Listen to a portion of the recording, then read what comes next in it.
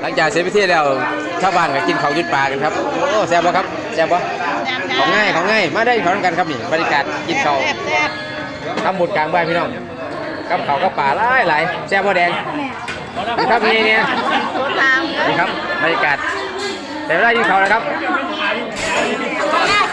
ชาวบ้านเขามองซอยกันดีครับกินข้าวกินปลาน้ำกันโอ้ยิ้มงามเลยพอดีแซ่บบ่ครับนี่ครับกินข้าวครับกินข้าวเนี่ยพอบรรยากาศโอ้แซ่บๆด้วยอาจารย์แซ่บครับอาจารย์ชาวบ้านก็กินข้าวกินปลากันโอ้บรรยากาศลาบเบิ้ลยังลาบเบิ้ลบ่ตอนเช้าเขามีข้าวกินปลาล้างกันเบิกกลับบ้านมาเท่าครับแซ่บด้วยครับเด้อโอ้แซ่บครับบรรยากาศที่เขาตอนเช้าครับเราเมื่อเราเมื่อยังอยู่ครับยังอยู่ครับ